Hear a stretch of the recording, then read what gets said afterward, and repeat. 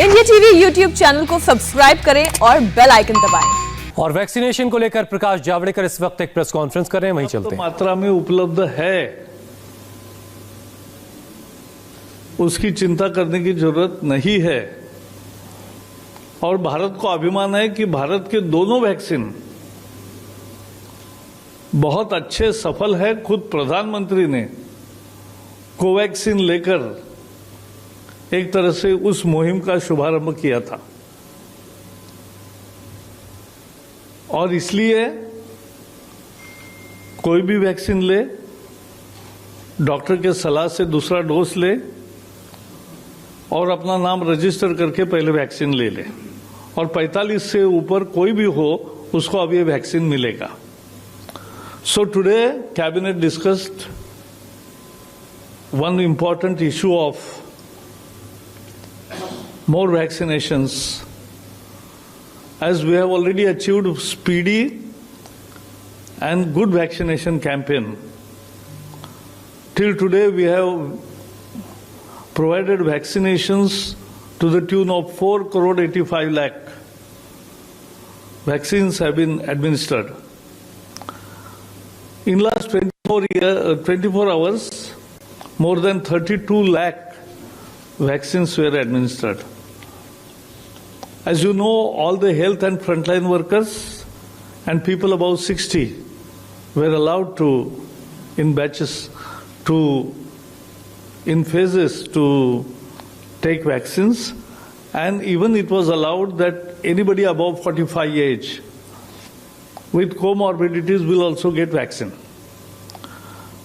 But now today, after discussion and the advice from the task force and scientists, this is decided that from 1st April, the vaccine will open for everybody above 45 years of age. So we request that all eligible people should immediately register from 1st April and get vaccinated, because that is basically the shield against the disease. In a second decision also, the advice given by the scientists and world scientist bodies also, that the second dose can be administered between 4th and 8th week, particularly for Covishield. And let me tell you, so our appeal is that all above 45 should take vaccine as early as possible. That will provide them the shield against the corona disease, and they should register for getting it vaccinated. And also let me clarify that vaccines are available in enough number. There is no scarcity, and supply chains and supply line is intact. And so all should, and I am very sure कि इस निर्णय का सभी लोग स्वागत करेंगे और उत्साह से वैक्सीनेशन के लिए आगे आएंगे। मुझे इतना ही कहना है। नंबर 29। सर, मैं लक्ष्मण हूँ, CNBC आवाज से। मेरा सवाल यह है कि कई जगह से ये मांग आ रही कि सरकार निजी कंपनियों को कोरोना वैक्सीन लगवाने की छूट दे दे, वो लोग अपने कर्मचारियों को मुफ्त में लगवाने के लिए तैयार हैं, और साथ ही साथ निजी हॉस्पिटल को भी छूट दे कि वो लोग लगाएं बगैर किसी पाबंदी के। क्या इस पर कोई विचार या चर्चा कैबिनेट की बैठक में हुआ? इसमें तो ऐसा हुआ है, अब 45 के ऊपर के सभी कर्मचारी हो, कोई भी नागरिक हो, वो वैक्सीन ले ही सकता है। और वैक्सीन में सरकार ने ही एक व्यवस्था की है कि जो सरकारी व्यवस्था में वैक्सीन लेगा उसे मुफ्त मिलती है, जो प्राइवेट में लेगा उसको 250 रुपए में एक डोज मिलता है। और कंपनियों ने, अनेक कंपनियों ने ये भी किया कि कर्मचारी वहां जाके अगर प्राइवेट में लेकर आते हैं तो उनको रिइंबर्स भी किया। तो आज निर्णय ये हुआ है, आपका सुझाव हमने सुना है। यस, वो आपने जो 4 से 8 हफ्ते में जो दूसरी डोज की बात की वो केवल कोविशील्ड के लिए है या कोवैक्स? हाँ, यानी ये अपने डॉक्टर बताएंगे किसको कब लेना है, 4 सप्ताह या 5 सप्ताह या 6 सप्ताह या 7 सप्ताह, ये अपने अपने डॉक्टर बताएंगे। अच्छा, दूसरा एक सवाल ये है कि सर पंजाब में कई केसेस आ रहे हैं और उसमें एक खबर आई है कि 80% के आसपास केसेस वो यूके वेरिएंट है सर, तो ये क्या चिंता? यूके वेरिएंट है, मतलब वहां का वो जो वायरस होता है।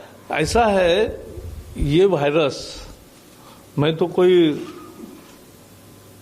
इस विषय का हेल्थ का एक्सपर्ट नहीं हूं, लेकिन मैं इतना जानता हूं कि ये अनेक वेरिएंट में नए नए रूप से उभर के आता है और इसी के लिए वैक्सीन कैंपेन बहुत महत्वपूर्ण है। सब लोग जो एलिजिबल है वो सब वैक्सीन कर ले, क्योंकि यही एकमात्र कवच है अपना, सुरक्षा कवच।